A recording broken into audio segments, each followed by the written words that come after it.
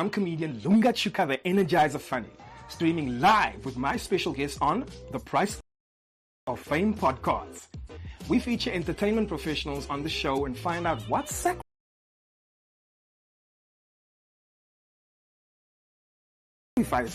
were made to reach their level of success. Hello, Lunga. Hello, the Troublemaker. Hi, I'm comedian Lunga Tshuka, the Energizer Funny, streaming live with my special guest on The Price of Fame podcast. We feature entertainment professionals on the show and find out what sacrifices were made to reach their level of success. Look forward to learning about how our guests have overcome mental health challenges, achieved success breakthroughs, what you need to know about the industry, and how you know when you actually have a talent that needs to be shared with the world. Take these episodes as your personal mentorship guidance on how to be a successful entertainer. We chat to those who have made it in South Africa and abroad. Let's make the SA entertainment industry the most supported by locals, because local talent is liquor talent. Subscribe now to keep up to date. You can also find us on all social platforms.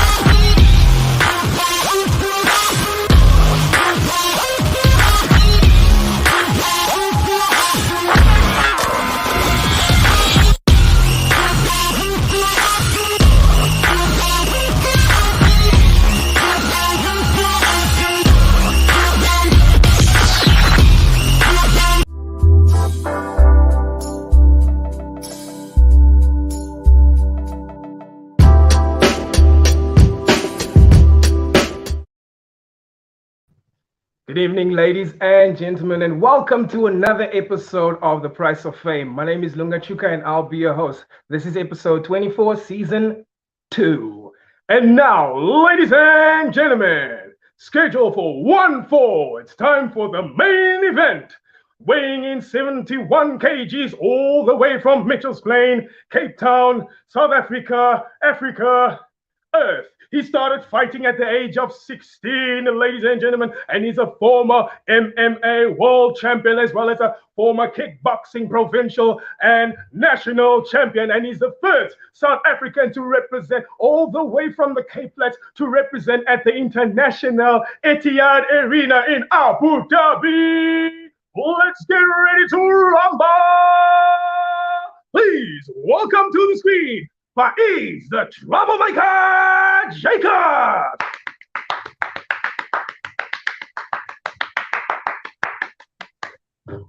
Man, I need you to use me at my next fight, bro.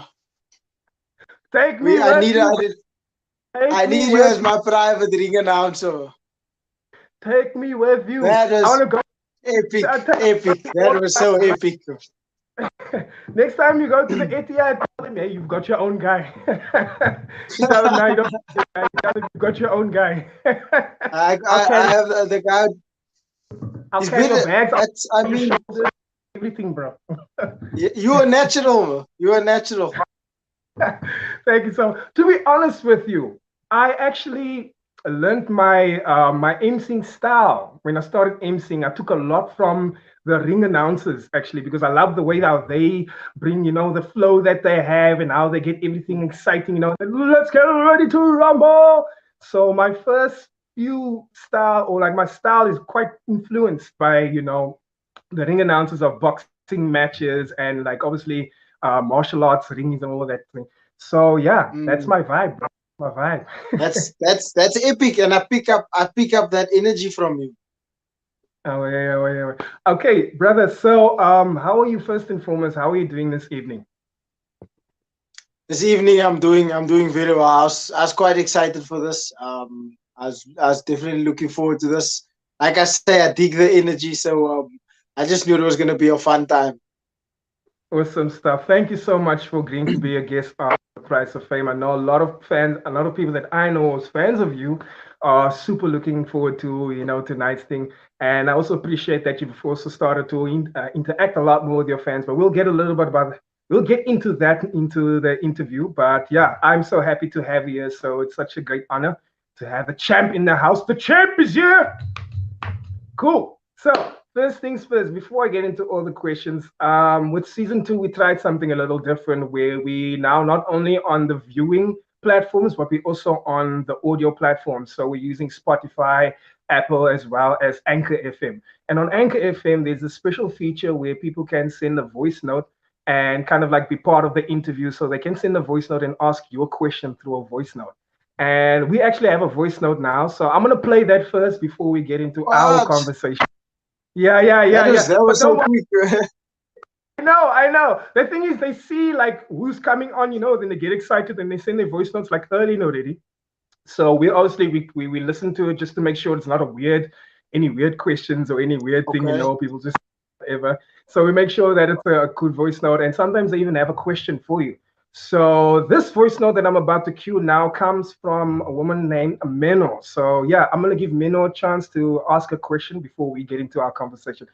Take it away, Mpumi. What's up? Drum roll. Hello, Lunga. Hello, the Troublemaker. My name is Mena from Namibia, the land of the brave. And I have 2 questions for the Troublemaker. First one is, how did you get the name the Troublemaker? And the second one is, as a fighter, how do you mentally prepare for your fights? And yes, shout out to the Price of Fame. I love it here. Thank you so much. Awesome. From Namibia, tuning in from Namibia. Wow. So we got Namibia tuning in tonight and is also watching you. So they want to know, how do you get the name Troublemaker and how do you prepare yourself for a fight? All the way from land of the brave. So first the Troublemaker came from my high school principal. So I was always in his office, and I think he just had enough. And one day he said to me, "You know what? You're such a troublemaker. I'm sick of you always coming in here." And when he said it, it stuck. I was like, okay, I think I'm gonna hold on to that one. To me, when he said that to me, it was as if he said something that was gonna be written in history. What he said to me was a very standout moment. So I take the name with pride. But also, I've also changed the Troublemaker is no longer just a messy kid in high school breaking things down or being destructive. Now it's got a completely different meaning. Troublemaker is someone who chooses to not conform, chooses to believe in themselves rather than to doubt themselves, chooses to face their fears rather than hide behind their fears. So Troublemaker is a free man's mindset to embrace chaos and also take on the system in order to reach your level of success. It's as if I would say a Troublemaker I'm a different species mentally. Yeah. And then it's like you like a rebel to society, you go against the grain. You're out there to break down stereotypes, and you're there to break down the molds and holes, and that's what that kind of perspective, it sounds like you're going with that kind of trouble. Absolutely, absolutely. And I feel like that's something that I want to stand for in life also, because I feel like the system itself and people's influence and society's influence can have a lot of pressure on people, and it had a lot of pressure on me at some point in my life before I decided to be a troublemaker. I needed that rebel mindset to set myself free and believe in myself. So we have different ways of getting to the answer, but that was my answer. So I want to also share that out with the world so that they know, hey, there's something they can invest in if they don't have something that they could see before, like conventional ways. Yeah. Second question was, how do you prepare for a fight? How do I prepare for a fight mentally? I did a video on this recently where I was speaking about meditation, and with the overwhelming response, I was surprised because I don't think people really would imagine me that kind of guy, because they're like, you bring so much violence to the cage, but you practicing meditation before a fight. So meditation, just before the fight, I go into a meditative state. I don't know if it's complete meditation, but what it is there's so much happening on the fight day. There's complete chaos. There's the smell of Thai oil, strong, potent menthol smell. There's the smell of Vaseline. There's the smell of the leather from the gloves. People are hitting hand pads. As you're watching the screen, people are getting knocked out. There's coaches screaming at their fighters. There's someone coming in with stitches on his head. He's bleeding. And you seeing all this, and you still need to fight that night. So I find myself in a nice, peaceful corner, and I just close my eyes. And in that moment, everything is all over the place. And I find a place of just complete silence. And once I have that place of complete silence, everything else fades into the background, and it's as if I have tunnel vision. That's my mental practice for a fight. I think, from typically, from maybe our audience perspective, someone who doesn't do sports, maybe doesn't do fighting, and who doesn't actually practice meditation. So their perspective could possibly come across, and that's why, why you said that some people ask you, how can you meditate and you're going to go fight, because in their mind is you meditate, it's about calmness, peace, and all of that stuff. And then fighting to them, they're only associated with anger and violence. So it's like it doesn't go together. But I mean, for you, it's not about anger and violence. For you, it's a sport. For you, it's about technique. It's about so many other things, So you're actually getting into a meditative state so that you can focus on all of these other aspects and not going and as opposed to going in there like, yeah, I want to kill someone, I want to knock someone down. No, You're meditating, block out all the noise and all of those things that you just said, so that you can focus on your skill, focus on what you've been training, focus on what's going to take to win this game, focus on to being aware of like the opponent, when you see the weaknesses, when you see open.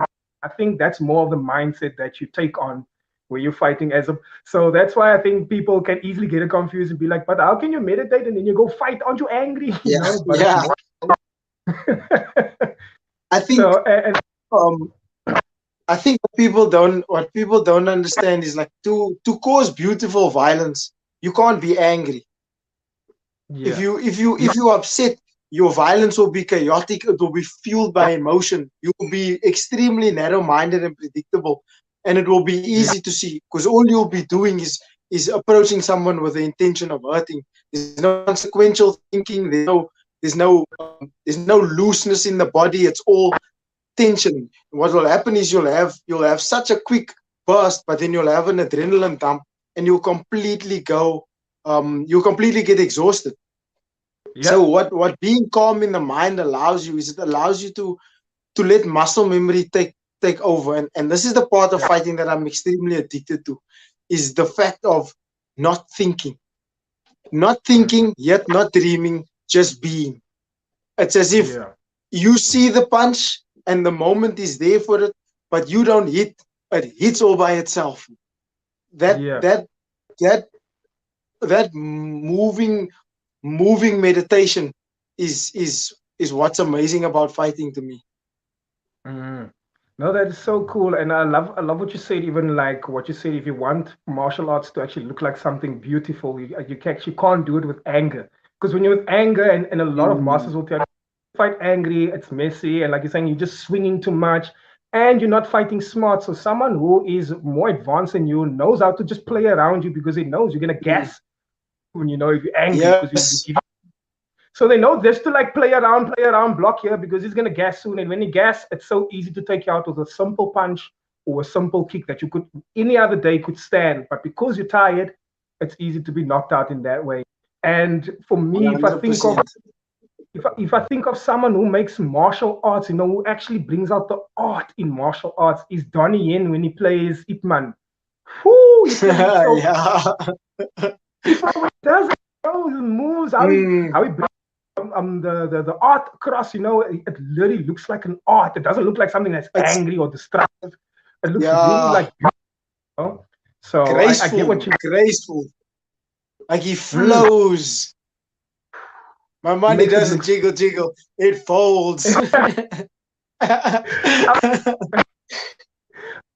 You also like that you said what made me laugh in my head is when you said you got the name Troublemaker from the principal. I mean, yeah, they're telling you something negative. A light bulb goes over in your mind, like, I'm inspired. And it was negative. You inspired. Yeah. like, Yeah. like, I am the I, troublemaker. yeah, I am. That's hilarious, bro. That's hilarious. I mean, we No use one's quite phrased it like that, but that makes that really that you don't know how much that depicts who I am as a person. yeah. So much so. That is exactly. I'm always That's so, looking for the inspiration. uh, Mm-mm. uh, though. I love it. I love it. You made something positive of something that could have been negative. That's easily seen as negative.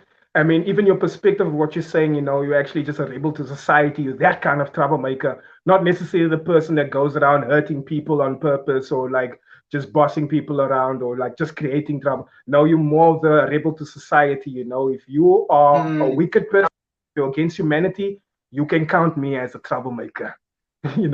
Because I'm there to your vibe. I love that.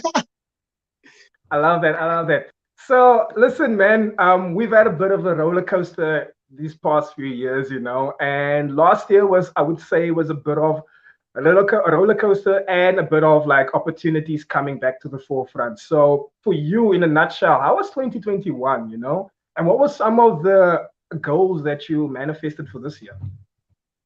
Whoa, whoa, wow. That's an insane question, and it's right on the money. 2021 was an extremely difficult year. Mm-hmm. Difficult, but um also like mentally necessary. So Yeah. when COVID ended and everything got into the full swing of things, MMA started coming back. Okay, the pay wasn't great, but we made it work. And then fighting coming back, I was the champion. So right before, just let me give context to this. So right before COVID happened, I had just become the champion. So this was supposed to be my big moment of revealing my what I'd been working for the last 4 years. I'd been grinding as a professional. Essentially, my whole life was dedicated to the purpose of becoming the champion. Yeah. Every day, 2 to 3 hours a day, training consistently with this vision in mind. And I become the champion. And not too long later, everything disappears. The whole world shuts down. And I'm like, I'm sitting with this gold belt and everybody's forgotten it's done now. And when you, especially when you're in the game of entertainment, your Yes. big moments need to be um they need to be played correctly. they need to be highlighted. They need to be in the image of the people that you need on your team, the people that's going to take you towards the next step. And I think this is Yeah. the part that people don't understand. It's like people think that opportunities come very quickly and very insignificantly. But as you grow and as you get, the more you get seen, the more your opportunities grow. The more your opportunities grow, the bigger chances you get. So to me, becoming the champion, meant I was gonna fight overseas, and that was my biggest goal. Because the end goal is the UFC. Then everything dies. Everything goes completely quiet. Coming back from COVID, I had very limited training partners. I moved gyms, so my whole environment changed. My whole training system changed. The people I was around changed, and it was a tough adjustment to make.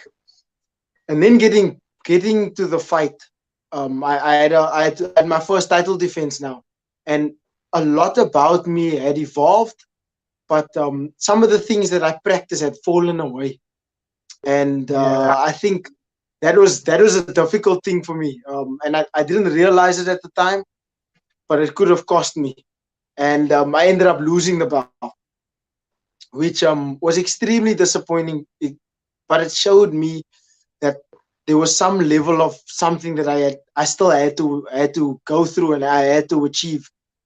Um, Yes. I never lost sight of the vision, but obviously the pain of defeat, the pain of loss, the pain of knowing that I had gone thus far and now I just lost my biggest achievement. It put me in a little bit of a backward mindset, and it made me think, oh my word, when is my international opportunity gonna come again? I'd Yeah. need to win the belt again. I need to go through a long procedure of gaining back the status that I already had. That being said, fast forward a little bit. Um, an opportunity. I was just training for the sake of increasing the level and making and slowly moving my way back into title contention. And the opportunity came. 2 weeks notice. Etihad Arena, co-main event, fighting a top contender, which was huge, huge, huge, huge, huge. I was completely just in my mindset. I'm just gonna grind away, and then when I'm ready, I'll go back. I was deciding to take a short break, and my biggest opportunity falls at my feet, and naturally, I grab it with both hands. Um, and I think winning that fight just made me realize what this journey was all about. The journey wasn't Yeah. about just the big moments, but the journey was who I became for myself. Mm. Um, in that moment when everything got chaotic, the level of trust I had within myself was what I was truly proud of, and I think that was my powerful lesson for 2021, is that regardless of the statistics and the circumstances and the opinions of anybody or anything, the trust within myself was the most important thing. That trust and that belief, that was what was going to get me to where I needed to be. Yeah. Well, that's so cool, um man. yeah, part two of your question. 2022 was also a great year. Sorry, that was moving from 2022 into the Yeah. beginning of 2021 was when I had this Abu Dhabi opportunity. Okay. And what are some of the goals that you like set out for this year? What is that you would you like to see yourself achieve this year? So this year, I'd like to see myself get on a run, a nice win streak that's going to get me to convince the UFC to start answering my phone calls. Um, so there could potentially be a title in moving forward. The limitation sometimes though with being a champion is that when you become the champion of an organization, you automatically go into another contract. So there's paperwork that goes on behind the scenes. If you go into another contract, they can decide whether or not they want to let you go to the UFC. So so that's sort of where I'm at. But I would love to become a champion again, outside of the UFC, and then go back to the UFC. So that, to achieve that by the end of this year, is there's a possibility, but it's not my timeline. My timeline is early next year. Okay. I love Early that. to mid next year. Yeah, I love that. And wow, it must have been really a challenging period for you. I mean, like you said, you've worked so hard and you've worked so long, and then you finally get the championship, and you're like, yes. But then the world wasn't ready to celebrate anything at the time, and it's like a Yeah, bittersweet moment. Like you've worked so long to get to this point, and it's like it just, this is like a blanket being put over you, like now, what, we can't do this now, like, yeah, yeah, congratulations. And when things open up again, get into it, and then you lose your title. It's like, oh my word, I worked so hard for this. I didn't even get a chance to like celebrate it and actually like enjoy the opportunities that come with having this title. I didn't get to enjoy that run afterwards. So that I was wrong. absolutely. And now I come back, and I feel like I wasn't ready. And now they got my title is gone, but it's all good. I keep practicing. I'm just gonna keep training myself. And then out of nowhere, another thing on your bucket list, opportunity that was on your bucket list. You wanted to go overseas and fight overseas, and then you get the Etihad Arena. Let's talk about that. You've been to the Etihad Arena twice now, right? And I Yes. mean, you said in one of your clips that you're actually one of the first. One of the first people from the Cape Flats, to represent South Africa on such a huge international scale. Tell us a little about the Etihad Arena. Why is it so big? What makes it so big? And what was the experience for you like, being there and also going the second time? What does it do for your fighting career, and what does it do for you as a person? Wow.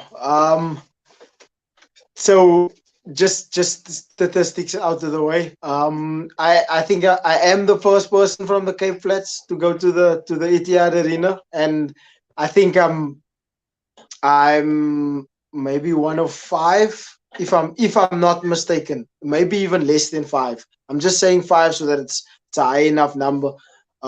Athletes from South Africa that have competed in the Etihad Arena.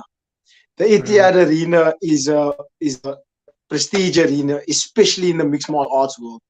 The mixed martial arts world died during COVID. The UFC was the only sport that came back. And when they came back to a place that people know as Fight Island. Fight Island is the Etihad Arena.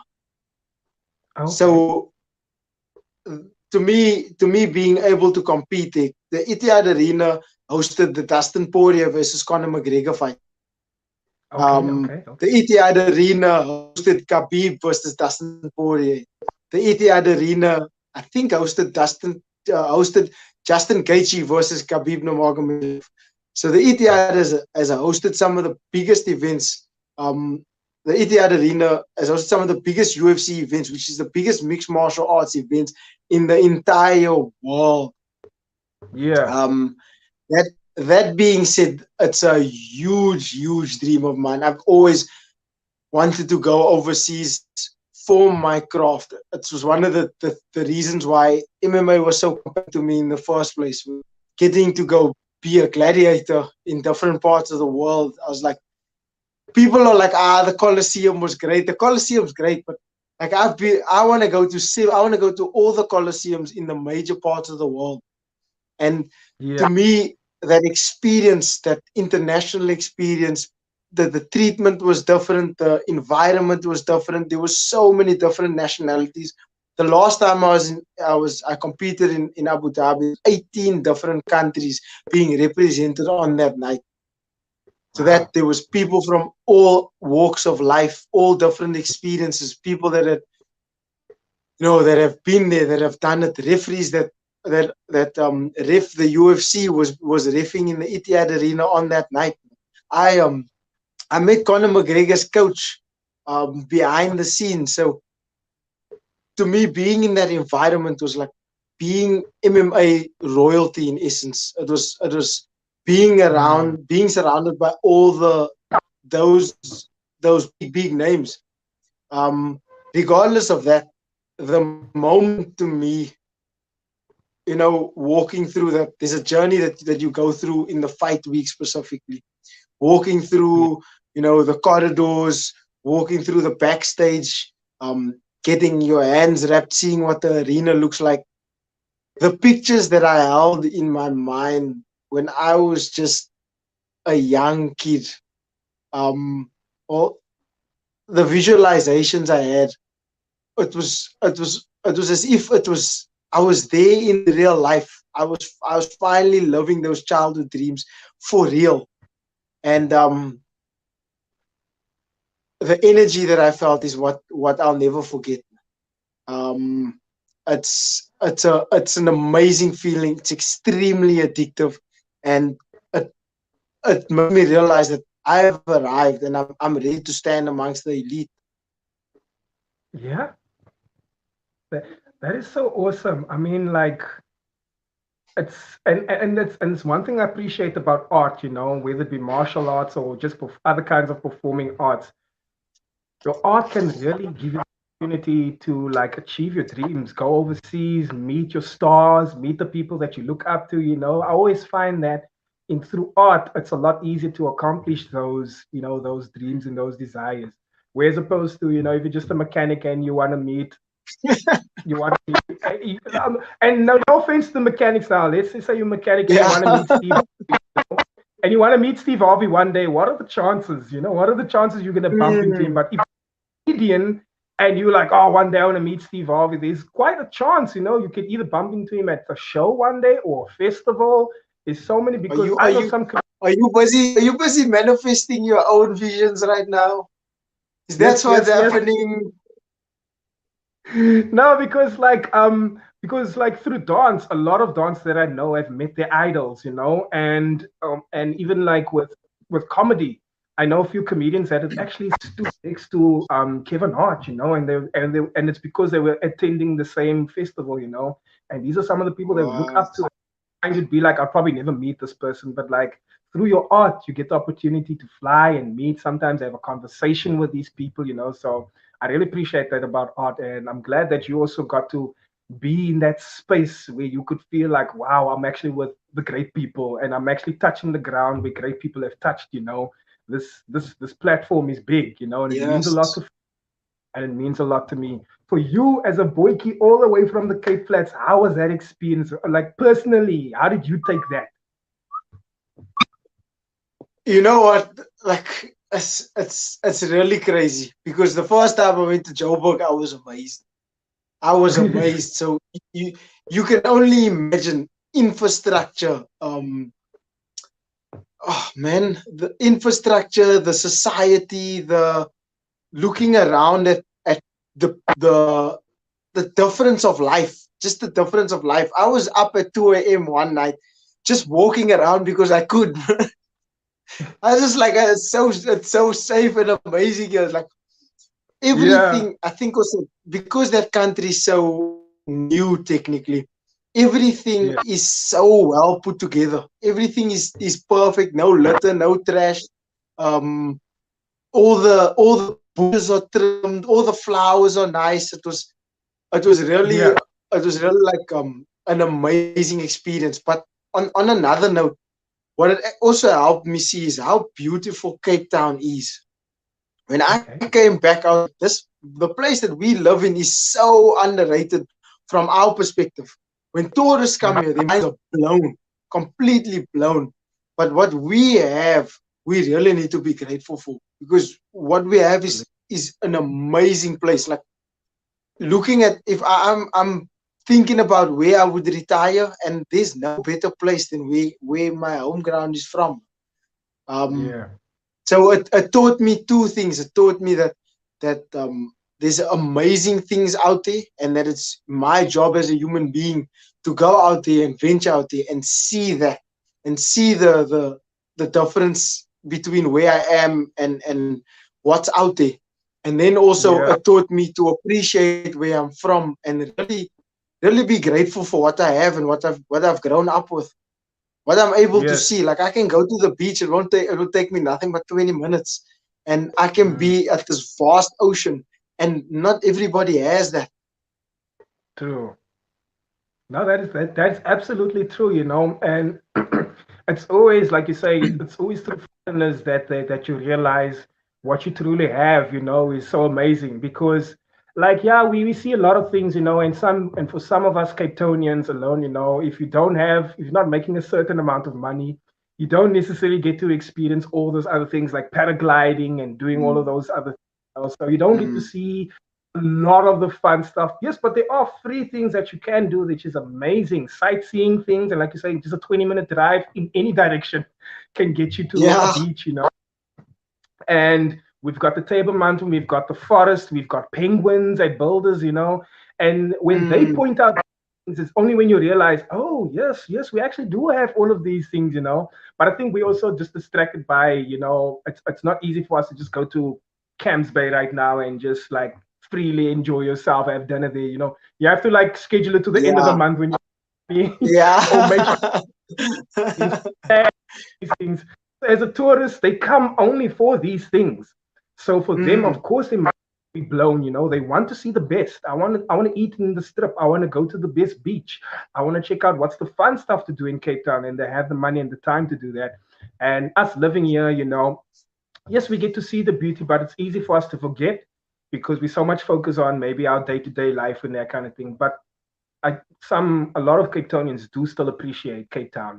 We are aware that we have a beautiful place, and a lot of us take it in pride. But I mm. want to know who is Faeez Jacobs, or who was Faeez Jacobs before the Troublemaker. Can you tell us about your upbringing? Can you let us know what like? Oh, whoa! I've never been asked that question before. Never been Well, asked that question before. Oh my word. Okay. That's a good. I lost you there with that last statement. oh no, I said it's going down tonight. Oh yeah. Snap. Okay. Okay. We need to take into account Faeez Jacobs went to 9 different schools. Wow. Okay. Faeez Jacobs moved 14 times by the time he was 18. Um, Faeez Jacobs was oftentimes the new boy. Faeez Jacobs didn't always fit in. Um, Faeez Jacobs spent quite a lot of time alone. Um, Faeez Jacobs was a happy kid. Spent even though he moved a lot, his base was with his grandparents in Mitchell's Plain. He has a tight knit family.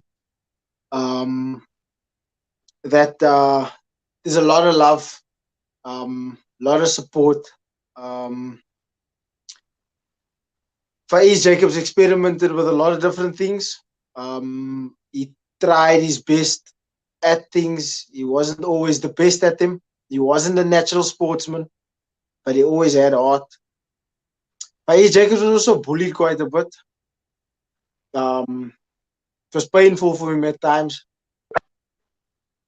Um, he was bullied in different environments.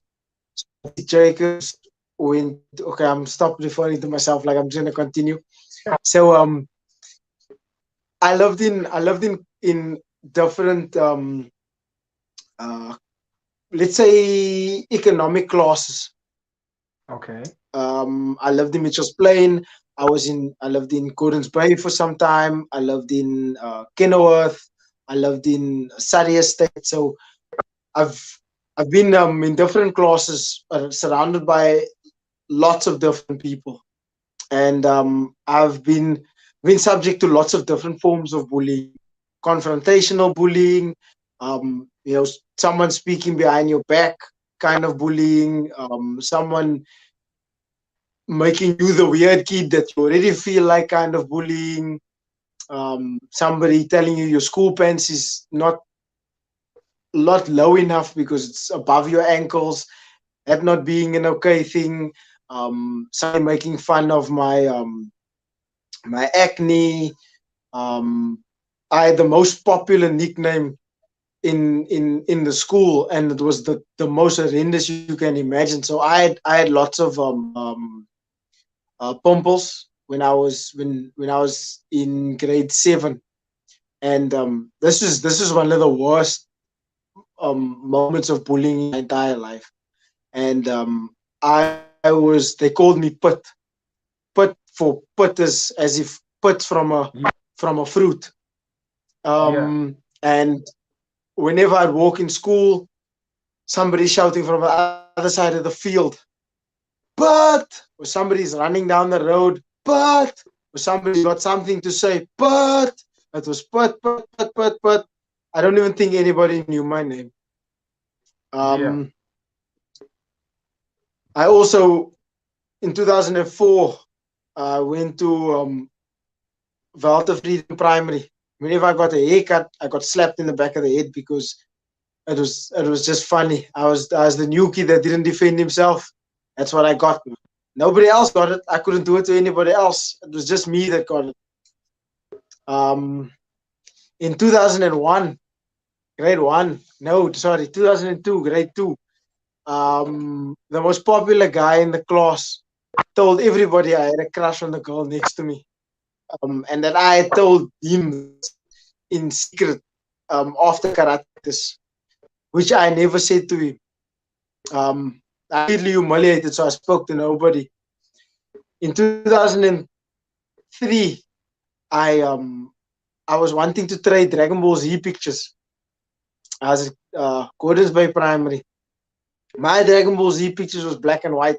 Everybody else's Dragon Ball Z pictures was in color. I made my Dragon Ball Z pictures at the library. They made their library pictures wherever they did it, at their private printer or whatever. And I was outcasted because of it.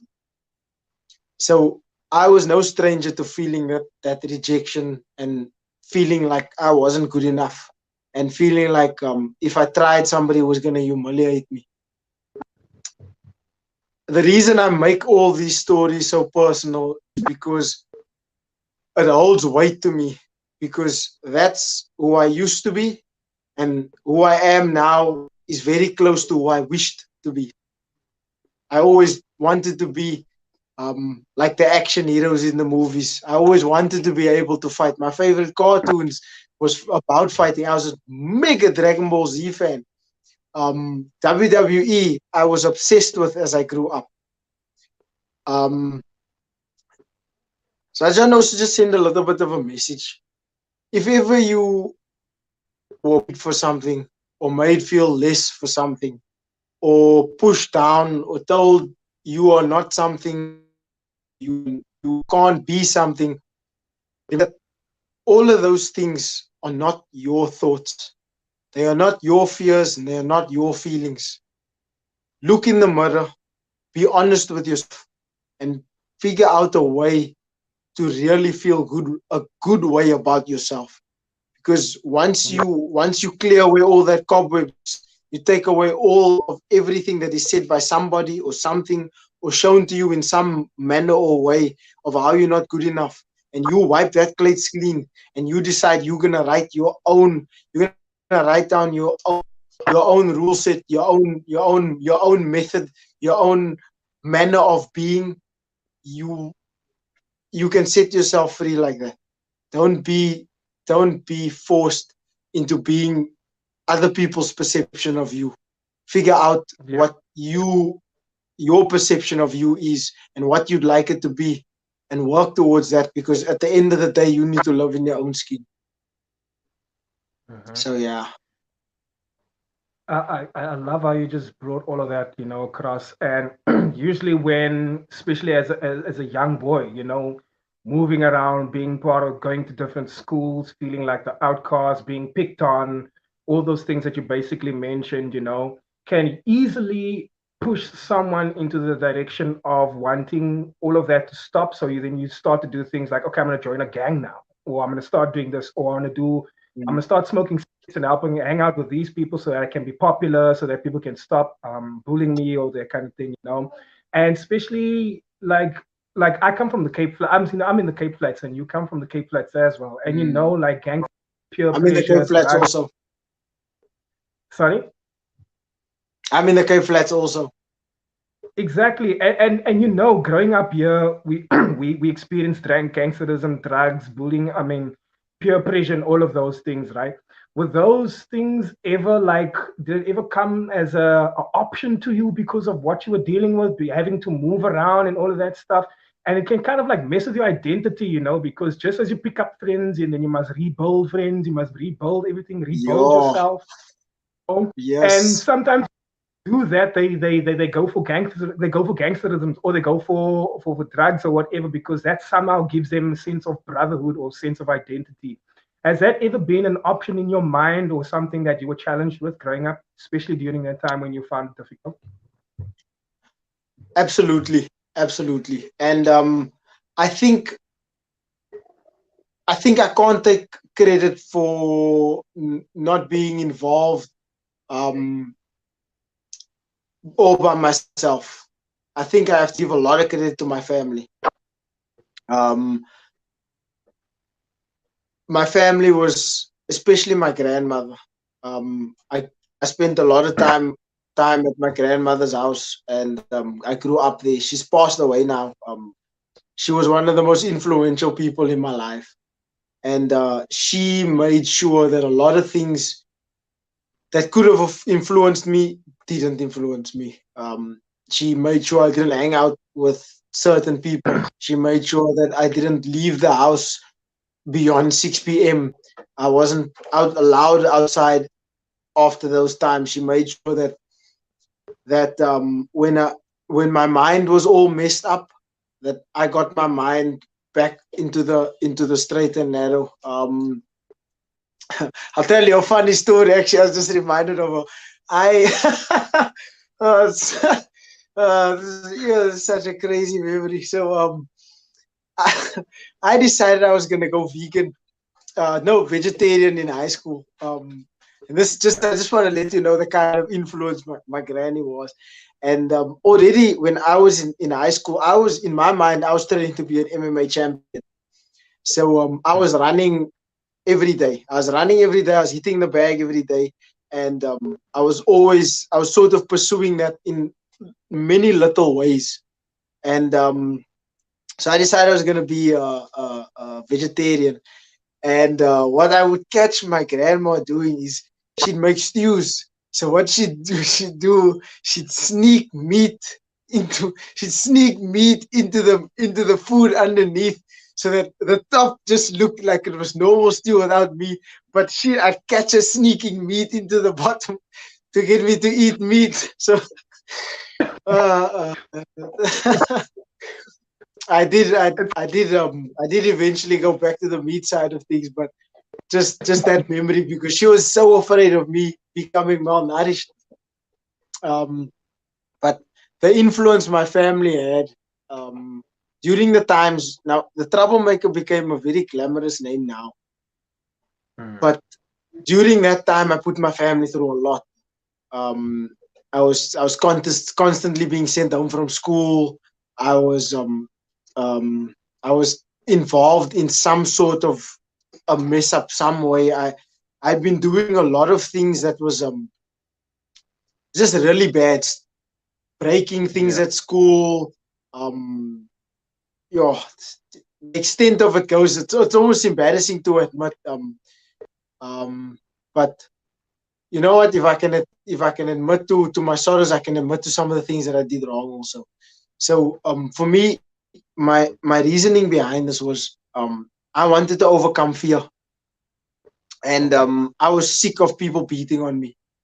And my biggest battle was that if somebody came up to me and they pushed me or they slapped me or they did whatever they did to me, I didn't have the ability to retaliate. I never did anything about it. And because bullying had been going on for such a long time, there was a feeling in my chest, a feeling of, I'll say, flight or fright response. And that feeling numbed me completely. It was such a level of fear. And because of that, I was incapacitated by it. And the Troublemaker was born of the wanting to be free of that fear. So what I did was I did things that made me feel fear. I embraced fear in order to be to be liberated from it. So what I did was I would break a door and I would throw firecrackers down the corridor. I'd steal the school's bell and then cut the electric bell. I'd this is not, I'm not trying to share any of this for humorous methods. So if you're a young person, this is not me encouraging this kind of behavior. I'm just giving an examples. This was very humiliating for my family and made my parents and my grandparents and my aunties really upset because they were very much impacted in my life. And I became something that was I needed to break rules in order to feel that fear feeling. That was my intention behind breaking all the rules that I broke. And eventually that fear feeling started to become less and less. And I programmed myself away from a lot of fear. And when that altercation happened on that specific day, and that guy approached me and he threatened me in the same nature they all did. There was dozens of them. They grabbed me by the chest. They punched me in the chest. They slapped me in the face. They did this thing that they do, when you're a kid and they start to fight. When that happened, I didn't back down anymore. I threw the first punch, and I threw it with a huge amount of release. By the end of that fight, I was so proud of myself. It was the biggest victory I'd ever had. And I think because of that, that might have been why I sort of ventured down into martial arts. But what I did was not to hurt anybody. I didn't become a delinquent to break things or to just be destructive. I became a delinquent to conquer my own fear. And during that time, I caused a lot of bad to my not bad. I caused a lot of negative feelings towards my family, and they didn't know which direction I was headed down. And I'm thankful that they put on the pressure they put on me. They let me know their feelings and that it was not okay to represent myself like that as a person and like that in the world. And I'd say my biggest influence to not being on drugs and not being a gangster would be my family. And I'm really thankful for that. Wow. I mean, I actually have lots of respect for you now. Like I said, it's not an easy path that you had, and most of the times you probably felt alone, and you had to do something that is, it's not easy to embrace. Tell yourself, actually, the only way to get over the fire is to go through the fire. A lot of people just keep running different ways, and yes, you can keep running and all of that, but you won't be empowered as a person and as an individual, and you will find ways to escape certain things, but you'll always be running, and I feel like you don't want to run anymore, like, why can't I just be here? Why can't I be here like you here, So if you're gonna come at me, I'm gonna train myself and I'm gonna, I'm gonna take you down. If you wanna come against me, I'm gonna take you down. I'm gonna stand for myself because I deserve to be here just as much as you do. So I like the fact Absolutely. that and you have this phrase that you have, believe in yourself, and it's something that you obviously understand now, like as you were describing your studio created the Troublemaker. It's something that you needed, it wasn't something that was just inspiring you, it's something that you needed, you needed to believe in yourself, get to this stuff, it was kind of like a desperate thing, like, no, I have to. It's not that I want to or I like Dude, the conversations I had the conversations I had with myself in the mirror, I would go home day after day and go stand in the mirror and look at myself and have a deep look in my own eyes and tell myself, dude, you have to stand up for yourself. If that happens again tomorrow, you need to be able to stand up. You have to do this, bro. You have to fight them. They're not gonna back down. It's not gonna go away. You have to fight. You have to make it happen. And day after day, I was just so sick and tired of disappointing myself. I was sick and tired of, you can't go and report it to somebody and tell somebody, because that's social suicide. You have to find a way within yourself to find that strength to stand up for yourself, and that's what MMA was for me. And sorry, that was before even MMA. That MMA grew. MMA, I learned to take violence and turn it into a positive way of living, to respin it. Martial arts allowed me that freedom. But before that, it's extremely important to stand up for yourself. As a child, it's like I was always being given advice. No, if somebody tries to fight with you, you walk away, and that's nonsense. That's nonsense. Like a bully is going to have a field day with you if you just walk away all the time. It's going to get worse and worse and worse until you stand up. And whether you win the fight or you lose the fight, the fact that you fought is what that bully will always remember. That bully will remember that look in your eyes when you decided that this was it. That was this, or it was, there's no way, I'm not going to stand for this anymore. So Yeah. It is what it is. And I get in trouble for this sometimes, because sometimes when I'm around my family and I'm talking to my younger nieces and nephews and cousins, I tell them sometimes you're gonna have to punch somebody in the face, and it's not encourageable behavior. It really isn't. But when you have no choice, when someone is disrespecting you, when someone is pushing you down, when somebody is taking something really too far, you have to stand up for yourself. That's how you respect yourself, and that's how you get respected in the world. You own your space, and you have the right to do that. Nobody is allowed to discriminate or push you down or make you to be anything less. Nobody is allowed to do that to you. And when they do, there's certain consequences that come with that.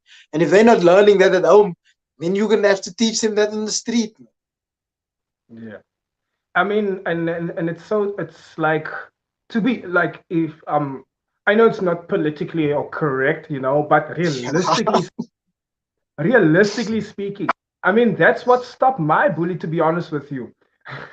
Funny story. Oh, I wanted to also add a little quick. That what you said of your grandma slipping in the meat into the food. Yeah. When Saskia, so there was a time when Saskia and I, we were trying and eat healthy, and she was also like going vegetarian, and I would do that. That's why I was laughing, because I would slip like a small piece of meat. Did you? So, but what I was actually trying to say is that I know politically correct, we sound wrong, and I'm not trying to encourage people to do this, but I'm just speaking about, and same with you, we're speaking about from our experience, I also bullied, and there was this one guy, and this one time I just told myself, and I thought in the movies, when you punch someone, you hit someone in the movies and they pass out, I told myself, I'm gonna keep this guy down. I told myself, I'm gonna give him the hardest punch so he can lay there, whatever. The guy comes and he does that, just like you do. They used to hit my head also, because I used to go to school bald, before dreads, I was always bald. So the day comes, the bully steps up and he does his thing, and he's like aggravating me, and he's doing all of these things. And I decide, cool, I'm gonna throw that punch. And I threw that punch and I hit him in the cheek. And all he did was look to the side, so he looked at me. Like, I didn't rehearse the rest. I don't know what to do after that. yeah, that is my whole plan. I ran so hard. I ran around the school, and he chased me. And he had stamina. He chased me around the whole yeah. bro. I ran around the school twice. And I realized I'm getting super tired. I need to stop running now. And whatever energy I have, I must use to like, take cover or whatever. Block. Yeah. And we were running and running, and like he eventually catches me and he catches me, and then I'm like, oh snap, okay, the punch didn't work. I don't know where this is gonna go now. It's just like cover. But to my surprise, he respected me for that. He took my hand and then everything like that, and he was at school and all of that stuff, and then he's like, yo, you hit me hard and whatever. And I'm thinking to myself, yeah, please don't hit me back, And he's been bullying me, but he's never hurt me that hard as much as I hit him, But that was mine like a build up, So I was like, where is this going to go from here? And he took my hand, and ever since that day, he never bullied me again. He never ever bullied me again. He somehow showed me respect, the act of maybe standing up to someone. And like you're saying, if you're going to keep walking away from bullies, they love that. They love you being weak. They love the fact that you're weak. When you're weak, feed into the ego, and that's why they keep coming at you. People who stand up for themselves, people who tell them, yo, if you mess with me, I have a bigger brother, or the people who actually fight, they're the ones that are like, okay, now I want to bully with him. They want to bully the small one because now they have an audience and people's laughing and all of that stuff, so they're entertaining everyone. But if you embarrass them, you take the show away, you take the power away, and then it's like they don't bully you anymore. So to be honest with you, when I have kids, I'm going to teach them self-defense. From the word go, From the wing, they can understand how to throw a punch and whatever. I'm going to teach them self-defense so that they can defend themselves and not be the victim for so many years. Because some people don't even throw that punch. Do the punch at least. Some people don't throw that punch. And bullying continues for a long time, and then they have trauma, and then they have identity crisis or identity kind of things, and then they only fix later in their life, they only fix those things, and where you just had to throw that punch. So again, ladies and gents, Faeez and I are not promoting for other people to like that punch. We are just saying, let's make that clear.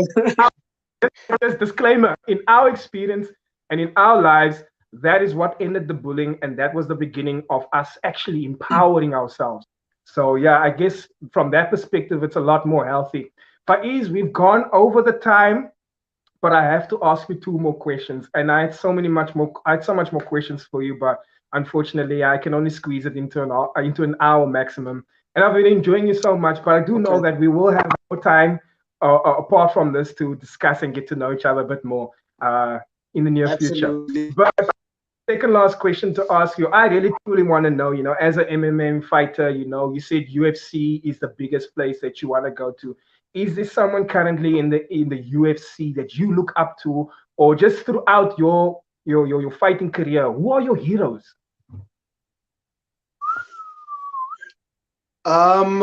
Man. So there's a lot of people that I look up to. I look up to my first hero, and this is no secret, I make this known, Bruce Lee. Bruce Lee was my first ever hero. Then I also look up to Goku and Vegeta from Dragon Ball Z. Still to this day. I watch their fights all the time. I watch their speeches and their moments. I go back and I review that because being a warrior at your essence all looks the same. When you really show a warrior spirit, it can be shown in a multitude of ways. Sometimes through cartoons, I take that inspiration. And then also everybody from South Africa that has done it, everybody that's made it to the UFC from South Africa and continues to push and continues to seek higher levels, even the guys that's not content with their current level of success.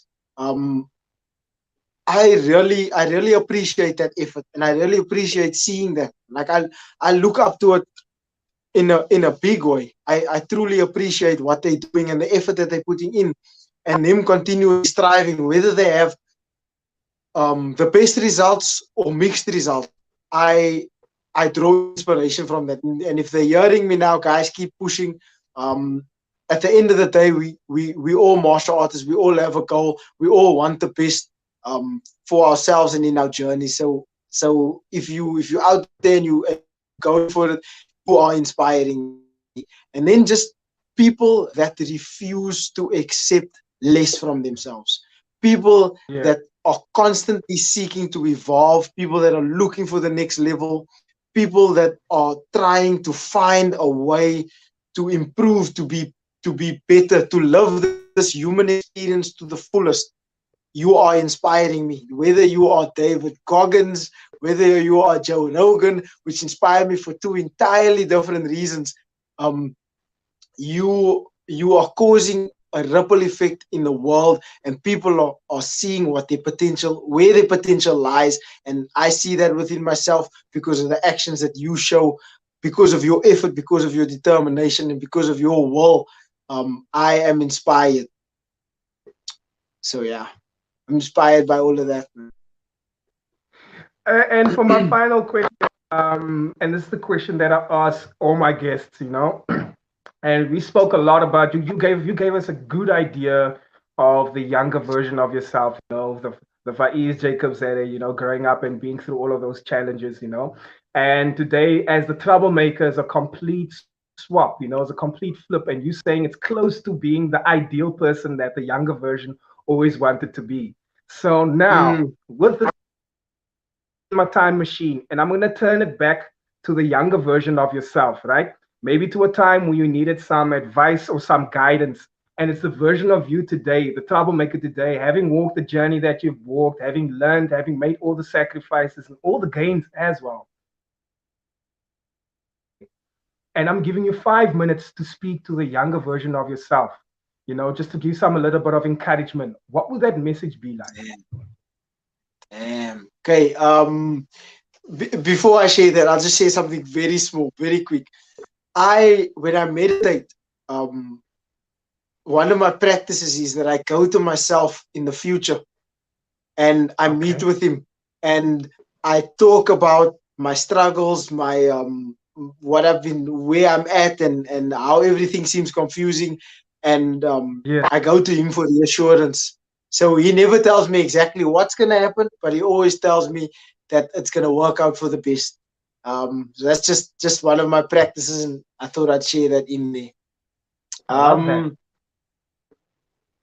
okay, let me just get in the state of mind.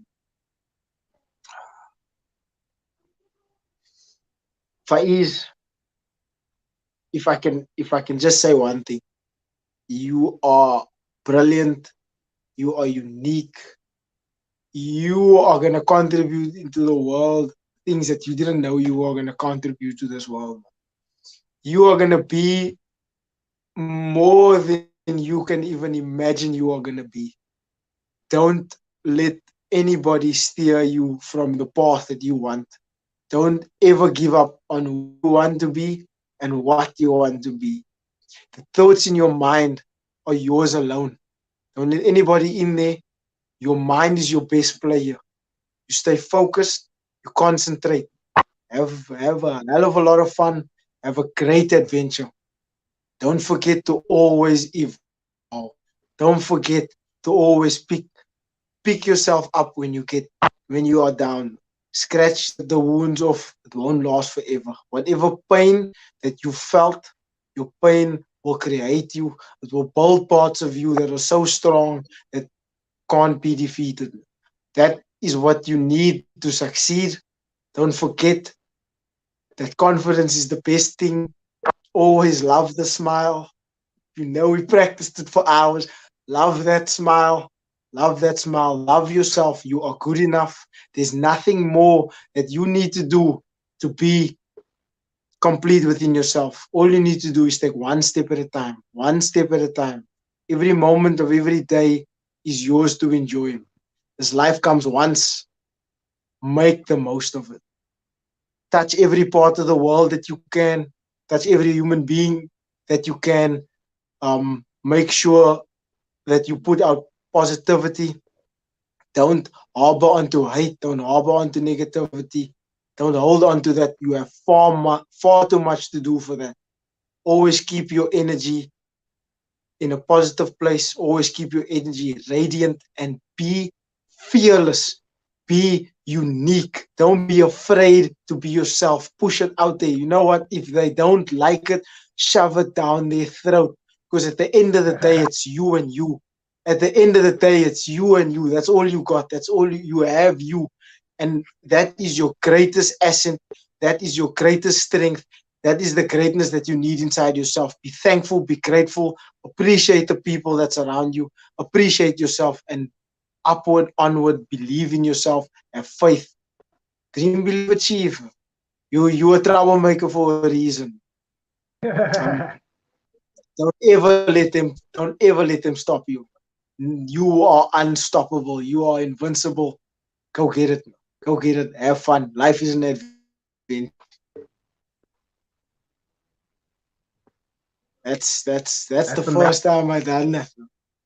That's the first time I done that. Thank you for that. Thank you. Oh my, thank you for that. That was so real to me right now. As a moment in life, that was. I feel like that's. I feel like everybody should do that. Thank you for that. I really appreciate that. I'm glad that you actually acknowledge that opportunity, and that's why I always put it into the interviews. It's the one question I always have to ask because, I mean, and you pointed it out so beautifully. You said in your meditation you communicate with your future self, and you always get that positive reassurance, and that is a powerful thing, in terms of your self journey, your self growth, and just for your state of mind, and to acknowledge the younger self is very important also for your healing, because as a younger self, you went through so much, you didn't understand so many things. You also did stuff because you didn't understand or you were trying to, but deep down inside, you had this heart, you had this big heart, so it was bruised and all of that. And you didn't know how to process all of those things. So the version that you are today is obviously the much better version that and you can say those things to your younger self and be like, yo, I know what you've been through, all of those things, and it provides healing. And like you said, it was something real for you now. Real, it was happening. You spoke to your younger self and you said the words that you needed to hear at the time. So dude, I saw my younger self. Just especially after this conversation that we had, like I was in such a reflective state. I literally saw my younger self there. Holy smokes.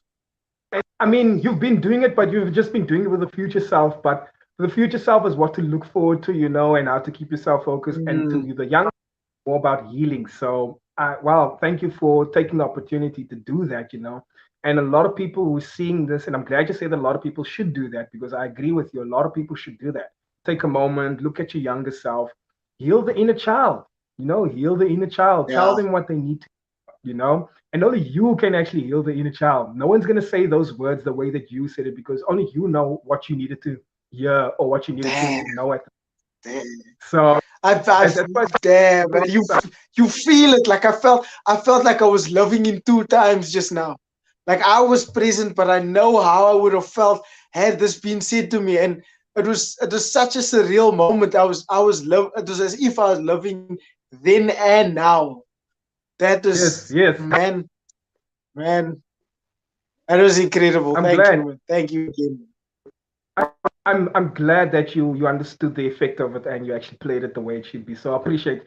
Faeez, thank you so much, brother. I mean, I truly enjoyed myself tonight. I truly enjoyed getting to know who you are. I mean, like in person, we've bumped into each other a few times, but we can only get that much conversation in. But tonight, I feel like I got a real rich side of who the real person is and what the Troublemaker stands for, and if I wasn't a fan before, I'm a fan now, or I'm more than a fan, and I'm sure a lot of people can say all of those stuff too, So all the best, brother, and like we want to see you at the UFC, we really want to see you. We want you to be the first guy from the Cape Flats at the UFC now, take us there now. You already took the flag to the Etihad Arena. Now you need to take the flag to the UFC. Do it first. Do it for yourself. I think I'll make a Cape Flats flag. I think the Cape Flats deserves a flag now.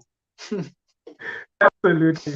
Listen, real quick, before I let you go, I just want to be fair to my guests always, Is there anything that you feel like you want to share that I maybe didn't give you a chance to share? I didn't give you I didn't give a chance to cover, or do you just want to give a shout out to anyone, or is it something that you're looking forward to that's coming up soon that people should tune into? Is there anything like that you'd like to share? Just something that came up for me this time that I don't know if I've shared correctly before in the past. Is thanking specifically my family for the influence and for the support and for keeping me on the straight and narrow, and making sure I don't take something that could have been positive and run it down a hill. So I just want to say to my family and my support system, I really appreciate it. Thank you so much. I love you guys. And then to the fans and to everybody that's been encouraging me and been on this journey with me. You've witnessed me go from a young a young teenager to a man, basically. And thank you for taking this journey with me.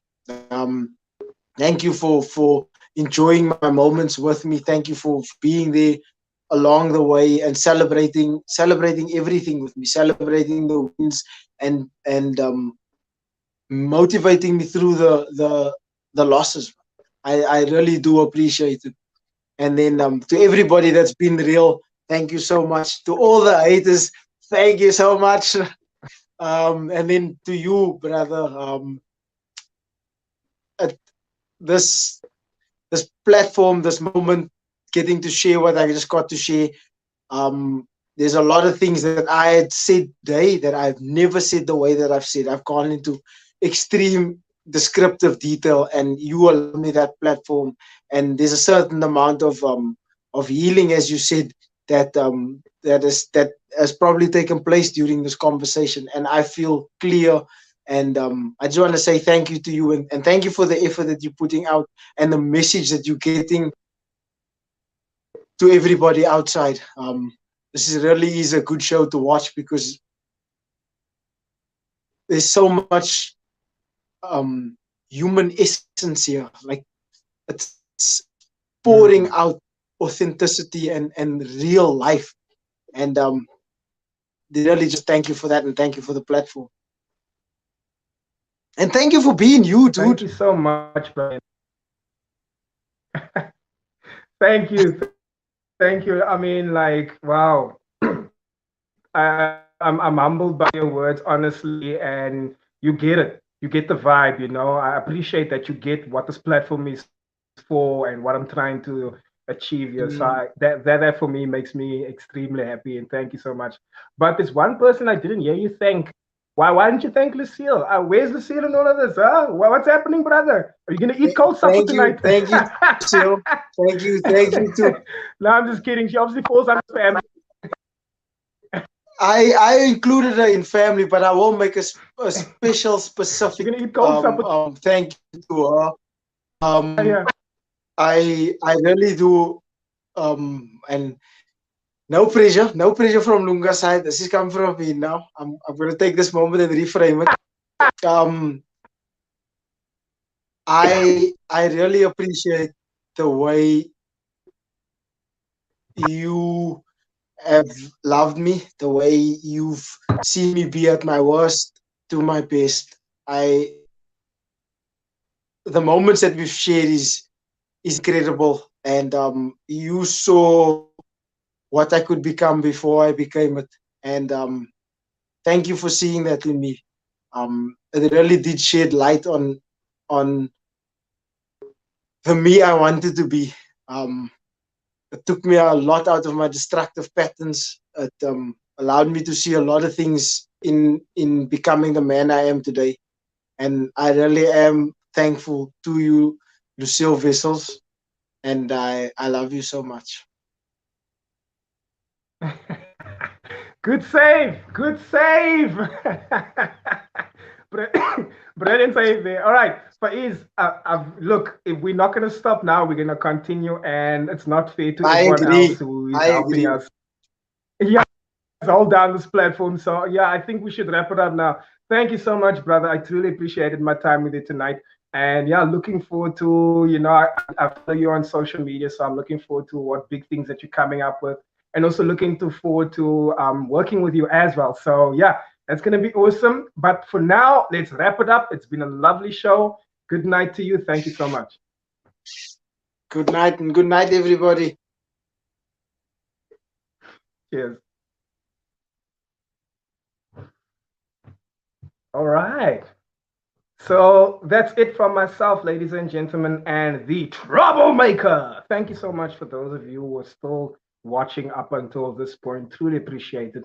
And just like he said, he spoke about what the show means. And I'm glad that people get to see that, Got a lot of feedback, not just from Faeez, but the same kind of feedback from a lot of you guys that tune in as well and support the show. And basically, that's the reason why you keep coming. I appreciate it. I continue to bring you those real stories. I'll continue to help people, find that healing through speaking about their journeys. And somehow it provides healing for us as well and some inspiration. So looking forward to the next episode. Thank you so much for joining. For those of you who are not following me just yet on Facebook, you can catch me at Lunga Tshuka, the Energizer Funny. That is Lunga Tshuka, the Energizer Funny. On Instagram, you can catch me at Lunga Tshuka. If you want specific, snippets, you want exclusive snippets of The Price of Fame Season 1 and Season 2, on Instagram, you can catch it at The Price of Fame ZA.